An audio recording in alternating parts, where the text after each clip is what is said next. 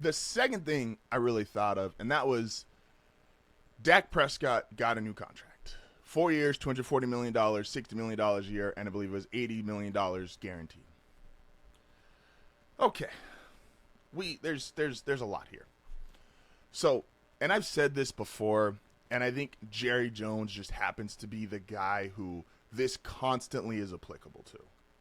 And that is, you go from smart, innovative, progressive to outdated way quicker than people think, and way before most people, even including yourself, realize. Jerry Jones, in the history of the NFL, has an argument to being the most innovative owner in the history of the NFL.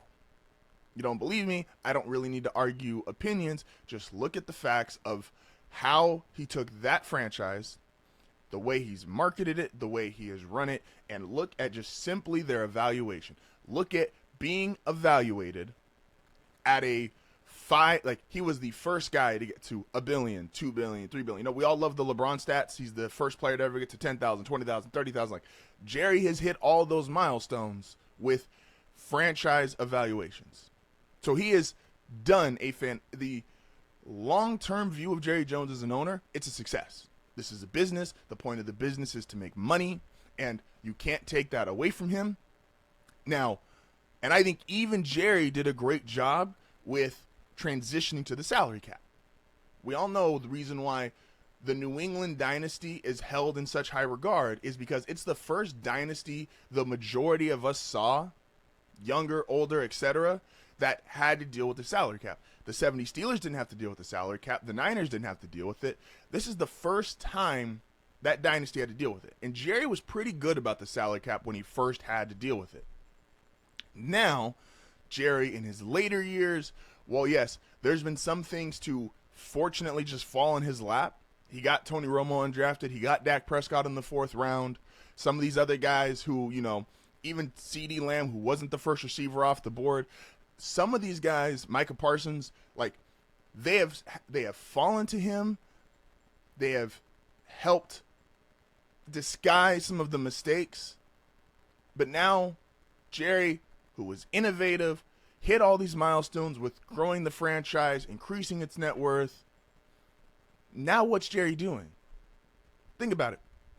Jerry signed Dak Prescott 4 years, $240, and CeeDee Lamb got 4 years, $130.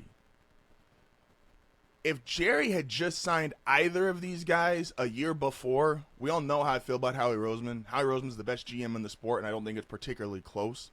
And that's because he's willing to sign a guy early to give him more time to pay. And if I sign you early, the way the economy of the NFL contracts are going, it's impossible pretty much for it to feel like a bad contract in 2 years unless the guy totally flames out. And even if the guy totally flames out, like Carson Wentz when the Eagles paid him, Howie Roseman said, you know what? Get rid of him. We'll take the hit. We'll eat it on our cap for 1 year, and we'll go. Jerry has decided, I'm going to wait until the last possible second because, and I think this is valid, there's a media aspect to that people are constantly talking about day in, day out. Is Dak going to sign? How much is Dak going to sign for? And that keeps the Cowboys in the news cycle. And for someone like Jerry, who has ran his franchise with the net worth in mind, with how much is the media, how much publicity, that is a part of his formula. And that was great in the 80s, 90s, early 2000s. It is 2024. What was progressive, what was innovative, what was top of his class has now become outdated. And if they do this same thing with Micah Parsons, they're going to be paying Dak for $240, CD for $134, and then Parsons they're going to go for, it's probably going to end up around $150 to $160, give or take. Who else do you sign? Where are you just going to hit on every single one of your draft picks? We know that's not possible. Are you going to get everybody to take a discount to come to Dallas? We know that's not possible. This guy, in the totality of his career, again, might be the most important owner in the history, you could argue, in professional sports. It's him. There's a handful of guys he's in competition with. But in the NFL, it's clearly just him. But now other guys have seen what he's done. They have improved on it. They've taken it farther. And you don't even have to have the same on-field success. There's just a way of doing business.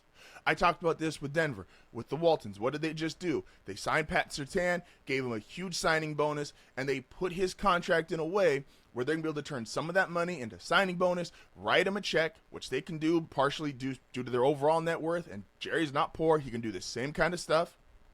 They'll be able to sign him. They got him secured at a young age, at a good number, even if it is the highest in the league currently. Well, the highest for 2 days until Jalen Ramsey passed it.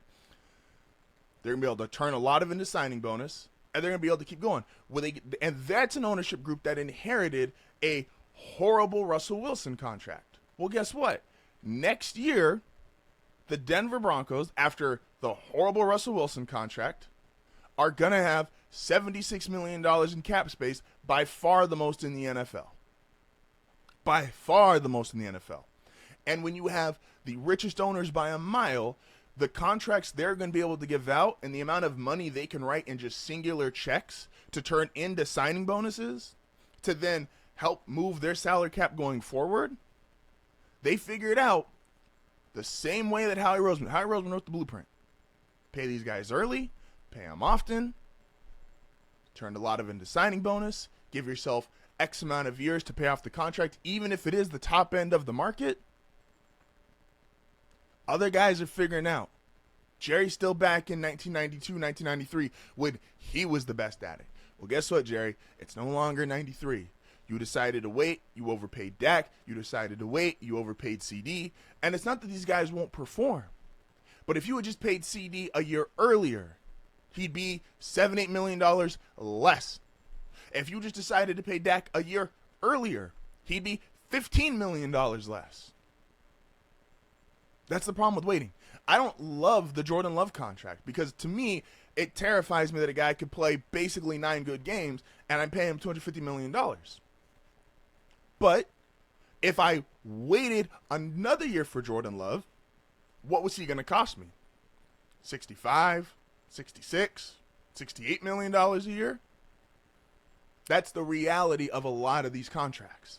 And Jerry, for whatever reason, is still just living in this old bygone era where he thinks, this is how it used to work back in 93, 94, or even 01, 02. Jerry, at one point, you were leading the pack. You have been left behind.